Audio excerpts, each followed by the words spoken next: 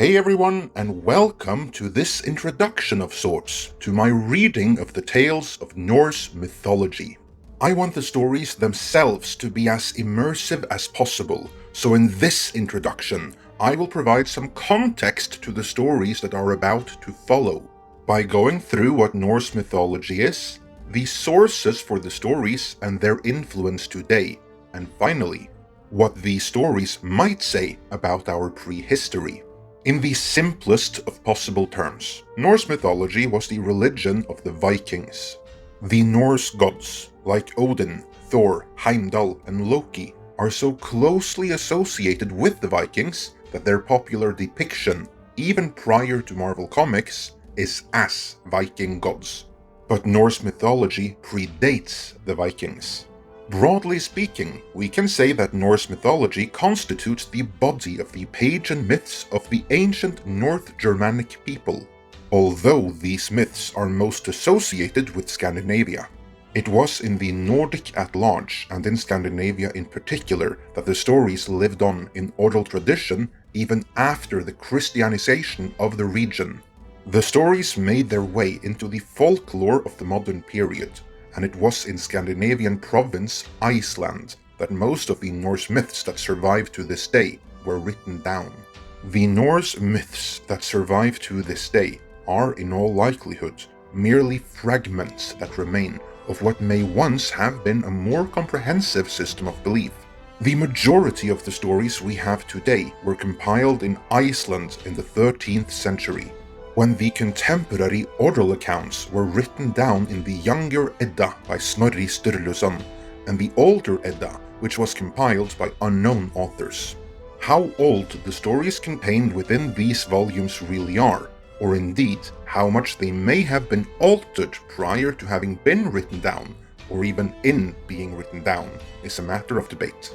Many scholars are of the opinion that, for instance, Trimskvida, in which Thor's hammer has been stolen from him, and he is somewhat ridiculed and emasculated in his efforts to get it back, is a story that may have been heavily rewritten in Christian times, when there was an ulterior motive to disparage the local pagan beliefs.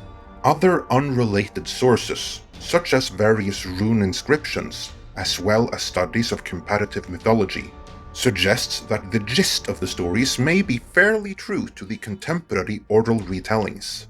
But, to be clear, there's no Norse Bible, there's no canon, only a loose collection of poems, fragments, and stories.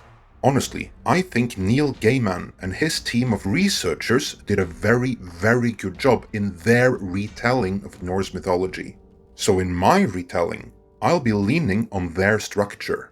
But even without a surviving clearly defined canon, it is clear that elements of Norse mythology made their way into culture and languages far beyond Scandinavian borders, long before the stories that survive to this day were written down. There's obviously the Marvel Comics, as well as the movies based on them, but the influence is more profound than that. Take for instance the days of the week. Monday is named after the moon, Moon Day. But the moon itself is named after Mani, the Norse personification of the moon.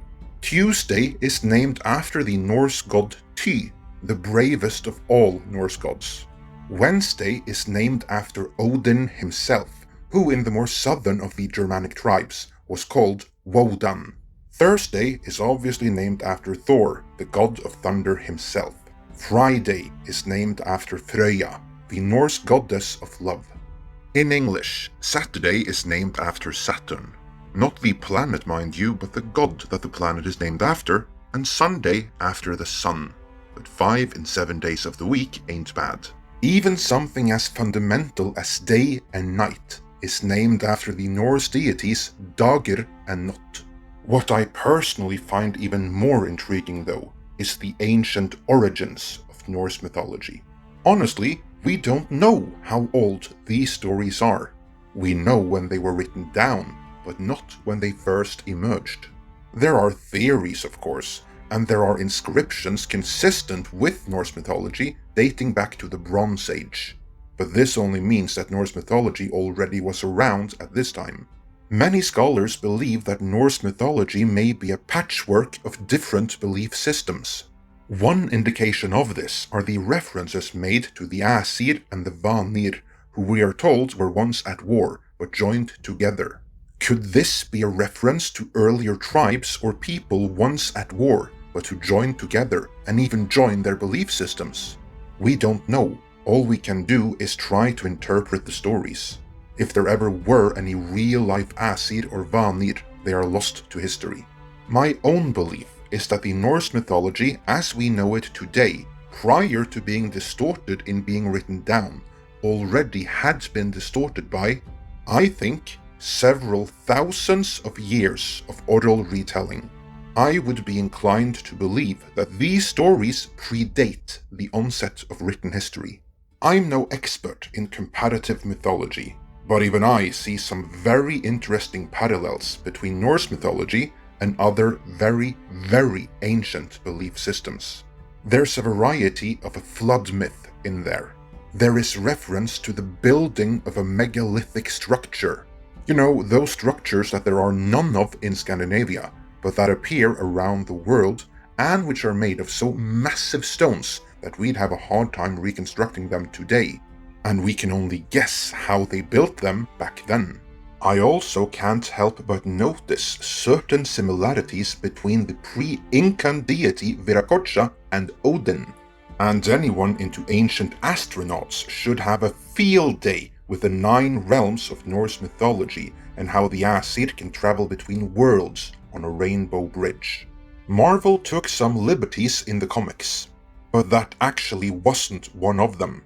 I won't claim to have the answers, but I would encourage you to have an open mind as you listen to the stories of Norse mythology.